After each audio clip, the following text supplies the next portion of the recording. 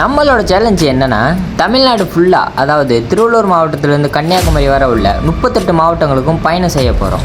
இதில் உள்ள அடுத்த டாஸ்க் என்னன்னா, இப்போ உள்ள காலகட்டத்தில் இப்போ நம்ம எல்லாருமே 4G 5Gங்கிற அதிகப்படியான ஃபாஸ்டஸ்ட் நெட்வொர்க்கை யூஸ் பண்ணுறதுனால அதில் அதிகப்படியான ரேடியேஷன் வெளியே வருது. அதனால் பல்லாயிரக்கணக்கான பறவைகள் இருந்து போகுது. ஸோ அதோட அவேர்னஸை பீப்புளுக்கு கொண்டு போய் சேர்க்கறதுக்காக கூண்டில் அடைச்சிருக்கிற பறவைங்களுக்கு நம்ம விடுதலை கொடுக்க போகிறோம். இதில் உள்ள ட்விஸ்ட் என்னன்னா, நம்ம எந்த டிஸ்ட்ரிக் போகிறோம்னு நமக்கே தெரியாது. அந்த டிஸ்ட்ரிக்டை நம்ம எப்படி டிசைட் பண்ண போகிறோம்னா, 38 டிஸ்ட்ரிக்டோட நேமையும் குலுக்கு சீட்டில் எழுதி போட்டு அதுலேருந்து ஒரு சீட் எடுத்து அந்த சீட்டில் என்ன நேம் இருக்கோ அந்த டிஸ்ட்ரிக் போக போகிறோம். அப்படி வந்த ஃபஸ்ட்டு டிஸ்ட்ரிக் என்ன தெரியுமா? மதுரை மண் ராசியான மண். இந்த மண்ணிலே எதை தொடங்கினாலும் தொட்டது துளங்கும்.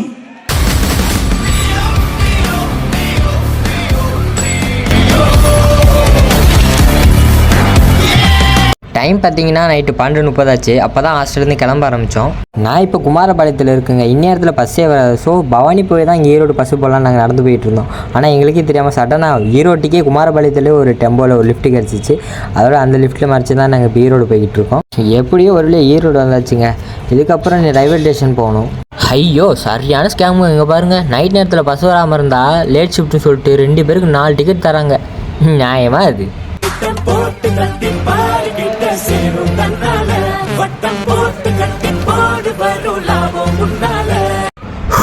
செம்மையாக தூக்கம் வருதுங்க. என்ன பண்ண போகிறோன்னே தெரியல. 3 மணிக்கு தான் ட்ரெயின். இப்போ தான் மணி 2:30 ஆகுது. பார்க்கலாம் என்ன பண்ணலாம்னு. நம்ம வந்து ட்ரெயின் சரியான கூட்டங்க. நைட்டு ஏறதுக்கே இடமில்லை, உட்காரதுக்கு இடமில்லை, இல்லை எங்கிட்ட வீடியோ எடுக்கிறது. அதுதான் இங்கே பாருங்கள், காலையில் ஆயிடுச்சு. நைட்டு 3 மணிக்கு ட்ரெயின் ஏறினோம். இப்போ பாருங்கள் மணி 7 மணி ஆக போகுது. இன்னும் நான் வாசப்படிக்கிட்டே தான் நின்றுக்கிட்டு இருக்கேன். சரியான கூட்டங்க. நைட்டு ஃபுல்லாக தூக்கவே இல்லை, ஒன்றுமே இல்லை. எப்படியோ அடிச்சு பிடிச்சி கொஞ்சம் நேரத்தில் மதுரை வந்து சேர போகிறோங்க. எப்படா இறங்கும் தாங்க இருக்குது. இந்த வந்துட்டேன் ராசா.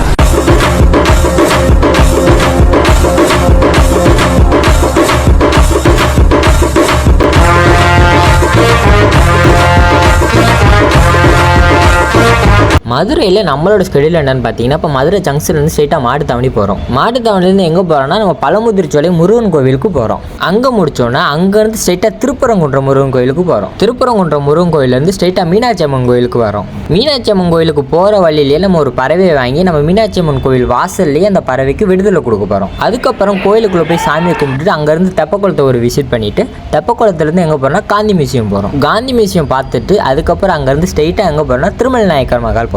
இதுதான் கைஸ் நம்மளோட ஸ்கெடியூல். பார்க்கலாம் சக்ஸஸ்ஃபுல்லாக இந்த சேலஞ்சை நம்ம கம்ப்ளீட் பண்ணிடுவோம்னு. மதுரை அழகர் கோவிலும் பழமுதிர்ச்சோலையும் ஒரே இடத்துல இருக்காங்க. அதுவே எங்களுக்கு தெரியாமல் நாங்கள் பழமுதிர்ச்சோலைக்கு வழி கேட்டால் எல்லோரும் அழகர் கோயிலாம் கேட்டு எங்களுக்கு ஒரே குழப்பிட்டாங்க. இப்போ என்னன்னே தெரியாமல் ஒரு இடத்துல பஸ் ஏறி எங்களை சத்திரப்பட்டிங்கிற ஒரு ஊரில் தான் இறக்கி விட்டாங்க. அதுக்கு மேலே தான் நம்ம ஆட்டோ பிடிச்சி போகணும். இந்த பஸ்ஸுக்காரே எங்களை பஸ் ஸ்டாண்ட்லேயே இறக்கி விடாமல் ஒரு காட்டுக்குள்ளே இறக்கிட்டு போயிட்டாங்க. வழி தெரியாமல் அந்த முன்னாடி போகிற ஒரு அண்ணா தான் எங்கள் பஸ் ஸ்டாண்டு கூட்டிகிட்டு போனார். ஹலோ மக்கள், ஒரு அரிதான நியூஸ். இந்த உலகத்திலேயே வீட்டு பால் காய்ச்சிக்கு ரேக்லா ரேஸ் நடத்தின ஒரே குடும்பம் இவங்க குடும்பமாக தான் இருக்கும் போல்.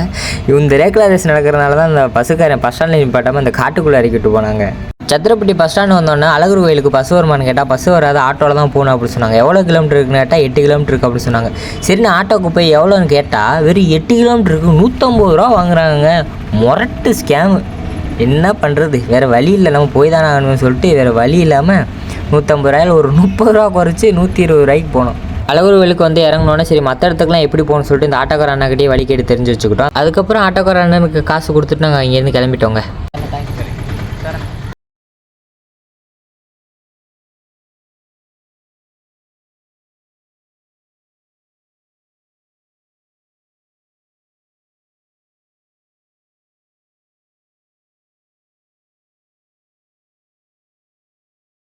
என் ஃப்ரெண்டு வந்தோன்னே சொன்னான், பஸ்ஸில் கோயிலுக்கு போகலான்டா மேலே அப்படின்னு. வேணாண்டா நடந்து போனால் புண்ணியம் கிடைக்குண்டா அப்படின்னு சொல்லிட்டு நடந்து கூப்பிட்டு வச்சா.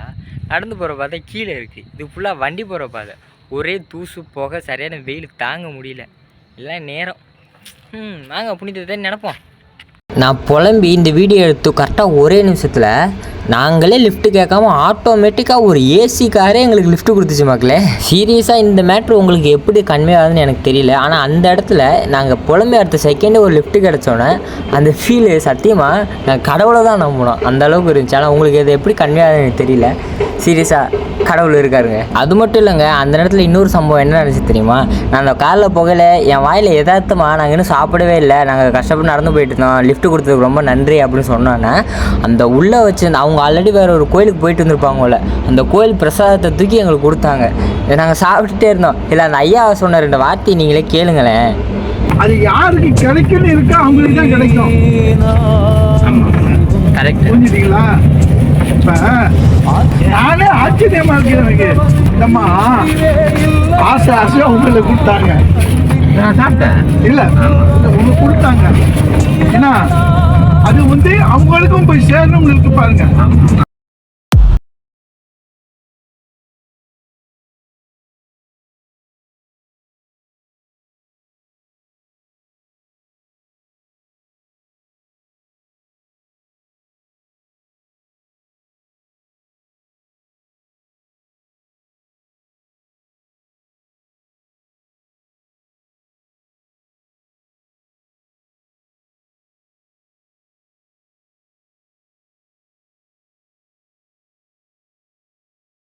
இதுக்கப்புறம் நம்ம கீழே போக ஆரம்பிச்சோங்க. கீழே இந்த விட்டு நம்ம நடந்து போகலை, பஸ்லேயே போயிட்டோம். அதுக்கப்புறம் கீழே போய் கல்லழகர் சாமி கும்பிட்டு அப்புறமா அங்கேருந்து திருப்பரங்குன்றம் கிளம்பலான்னு முடிவு எடுத்துட்டோம்.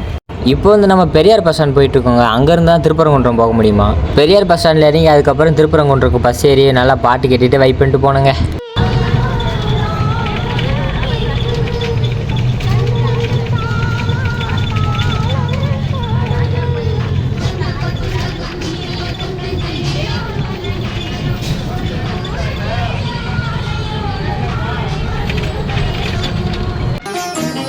திருப்பரங்குன்றத்தில் நீ சிரித்தால் முருகா திருத்தணிமலை மீது எதிரொலிக்கும்.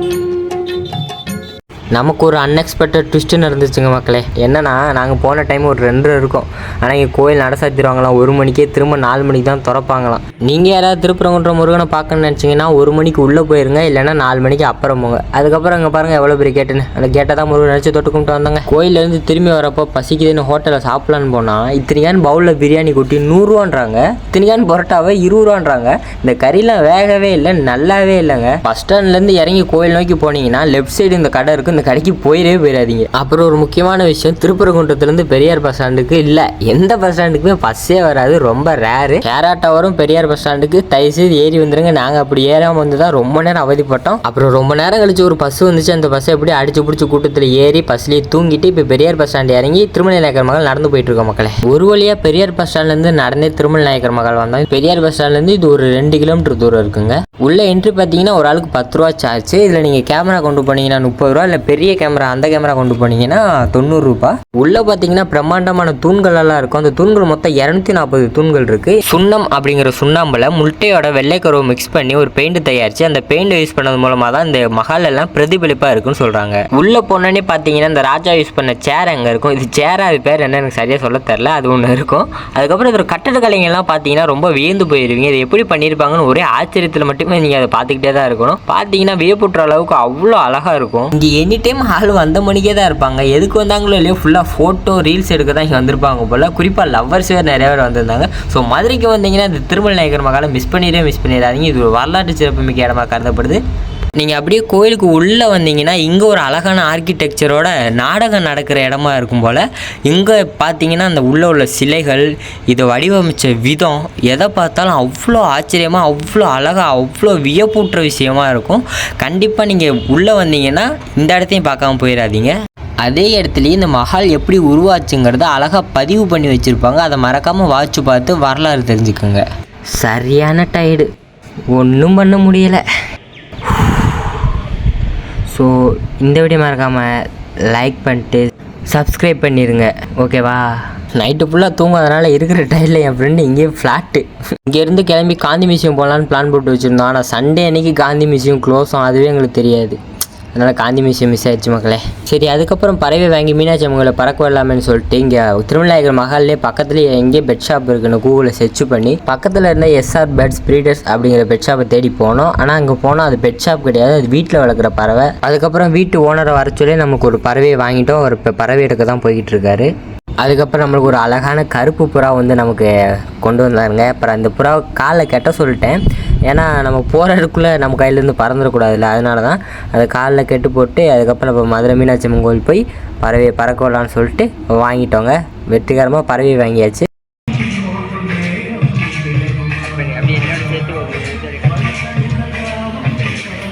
பறவையை பறக்க விடலான்னு சொல்லிட்டு இங்கேருந்து வாங்கிட்டு ஸ்ட்ரைட்டாக இப்போ மீனாட்சி அம்மன் கோயிலை நோக்கி நடந்து போயிட்டு இருந்தாங்க. ஆனால் அந்த கோயிலில் போனதுக்கப்புறம் தாங்க ஒரு பெரிய சம்பவமே நடந்துச்சு. நடந்த கஷ்டமான விஷயம் என்னென்னா, என்னால் அங்கே வீடியோ எடுக்க முடியல. சில விஷயங்கள் என்னால் ரொம்ப மன உளைச்சல் ஆயிடுச்சு. அதனால தான் சில இது அங்கேயே என்னால் வீடியோ எடுக்க முடியாமல் இப்போ நான் இங்கே திரும்ப ரூமுக்கு வந்துட்டு இங்கே வந்து வீடியோ எடுத்துகிட்ருக்கேன். என்னென்னா, அது என்ன பிரச்சனை, ஏன் நம்ம மீனாட்சி அம்மன் கோயிலில் பறவையை பறக்க விடல அப்படிங்கிற எல்லா டீட்டெயில்ஸையும் ஒரு ஃபுல் லென்த் வீடியோவாகவே நான் அப்லோட் பண்ணியிருக்கேன். அதோட லிங்க் நம்ம டிஸ்கிரிப்ஷன்லேயும் கமெண்ட்டோட ஃபஸ்ட்டு கமெண்ட்டில் நான் பின் பண்ணி வைக்கிறேன். மறக்காமல் அந்த வீடியோ போய் செக் பண்ணி பாருங்கள். வேறு வழி இல்லாமல் மீனாட்சி அம்மன் கோயில் மேலே பறக்க விட முடியல. அதுக்கப்புறமா சோகமாக வந்து ஒரு இடத்துல உட்காந்துட்டு, சரி புறாவை எங்கே பறக்க விட்டாலும் மக்களுக்கு ஒரு அவேர்னஸ் தானே அப்படின்னு சொல்லிட்டு எங்கேனே தெரியாத ஒரு இடத்துல யதார்த்தமாக ஒரு கோயில் இருந்துச்சு. அந்த கோயில் முன்னாடியே பறக்க விட்டாங்க. அப்புறமா புறா காலில் கட்டியிருந்த அந்த கயிறை அவுத்து விட்டு ஃப்ரீடம் கொடுத்துட்டோங்க. நீங்க தானே சொன்னீங்க வாழ்க்கை நம்மள அடிச்சு வச்சிடும், அதுல இருந்து மீண்டு வராததும் இருக்குது. நான் ஜெயிக்கிறேன்னு தோக்குறேன். ராத்திரி இங்கிருந்து போகும்போது நான் எந்த பயமும் இல்லாம போகணும்.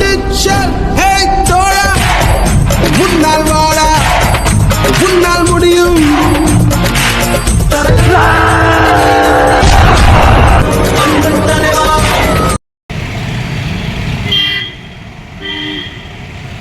அடுத்து எந்த டிஸ்ட்ரிக் போக போகிறோங்கிறதுக்கு டிசைட் பண்ணுறதுக்கான நேரம் இது. மதுரை மட்டும் எடுத்துகிட்டு அந்த டிஸ்ட்ரிக் எல்லாம் ஒன்றா போட்டு இப்போ சூஸ் பண்ணி எடுக்க போகிறேன். நம்மளோட வீடியோ எவ்ரி ஃப்ரைடேவும் ஒரு 6:30 போல் ரிலீஸ் ஆயிரும். மறக்காம சர்ப்ரைஸ் பண்ணுங்க. இப்போ நம்ம போக போகிற 2வது